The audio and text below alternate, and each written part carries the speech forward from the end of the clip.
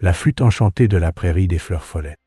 Dans un monde vibrant, où les fleurs entonnent des chansons loufoques et les nuages dansent en forme de sucettes géantes, vivait une improbable amitié entre deux animaux, au caractère exagéré.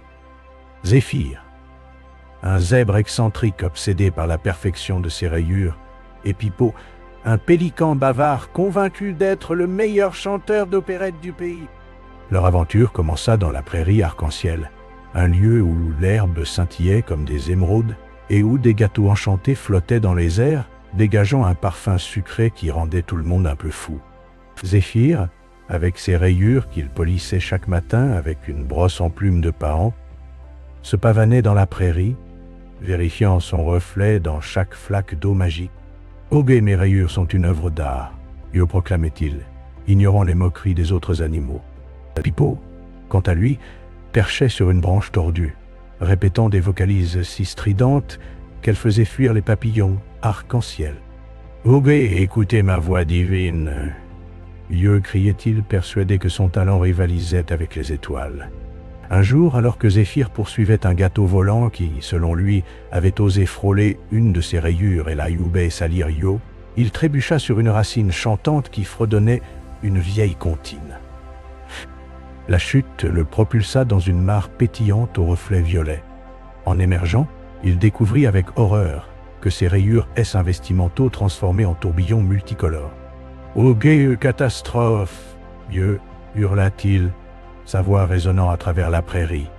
Pipo, qui survolait la scène, éclata d'un rire tonitruant, son bec claquant comme des castagnettes. « Ogé, tu ressembles à un bonbon géant, Zéphyr. Oublie tes rayures, viens chanter avec moi !» Yo, mais avant que Zéphyr ne puisse rétorquer, une voix grave et mielleuse retentit depuis un buisson scintillant.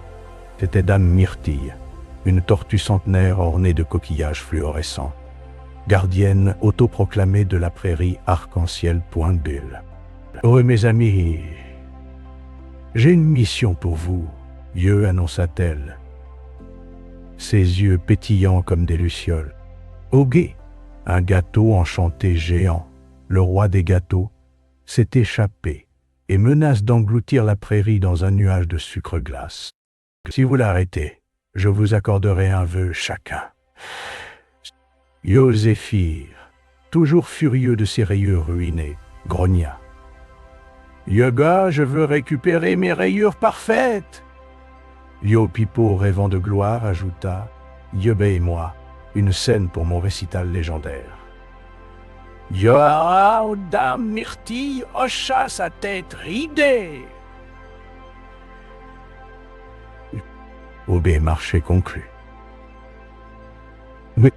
Mais attention, le roi des gâteaux est rusé, et il adore jouer des tours. Yo et les deux compères, bien que peu enclins à collaborer, se lancèrent dans la quête.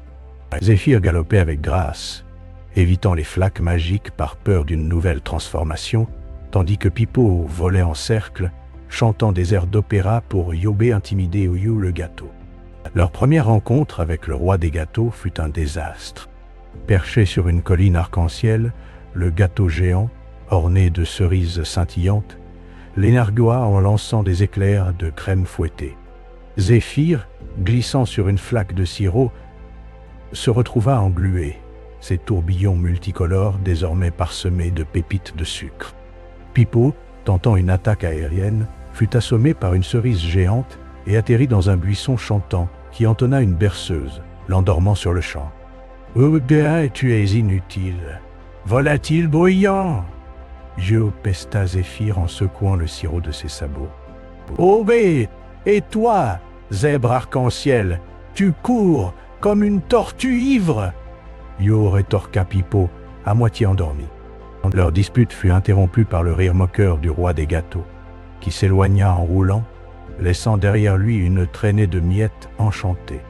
Dame Myrtille réapparut, secouant sa carapace. « Ogé, vous devez travailler ensemble, ou la prairie sera perdue. » Yo, Zéphyr et Pipo, bien que réticents, comprirent qu'ils n'avaient pas le choix. Ils élaborèrent un plan. Zéphyr distrairait le gâteau avec une parade de ses tourbillons colorés, tandis que Pipo chanterait une note si aiguë qu'elle fissurerait la croûte sucrée du roi. Leur deuxième tentative fut chaotique, mais hilarante. Zéphyr dansa avec une maladresse théâtrale, ses tourbillons scintillant sous le soleil, attirant l'attention du gâteau. Pipo, perché sur un arbre, entonna une note si perçante que les fleurs autour cessèrent de chanter pour se boucher les pétales. Le roi des gâteaux, déstabilisé, vacilla et se fissura, révélant un cœur fondant qui éclaboussa la prairie d'un arc-en-ciel de confiture. Épuisés mais triomphants, Zéphyr et Pipo se présentèrent devant Dame Myrtille. Zéphyr retrouva ses rayures impeccables, plus brillantes que jamais, et Pipo obtint une scène magique où sa voix résonnait sans jamais fatiguer. Mais, à leur grande surprise, ils réalisèrent que leur aventure commune avait forgé une amitié inattendue. Zéphyr cessa de se vanter de ses rayures et applaudit les concerts de Pipo. Pipo, lui, apprit à écouter sans interrompre et à admirer la grâce de son ami zèbre. Et ainsi, dans la prairie arc-en-ciel, où les gâteaux volants continuaient de danser dans le vent, Zéphyr et Pipo devinrent les héros d'une légende improbable, prouvant que même les caractères les plus exagérés peuvent s'unir pour créer quelque chose de véritablement magique.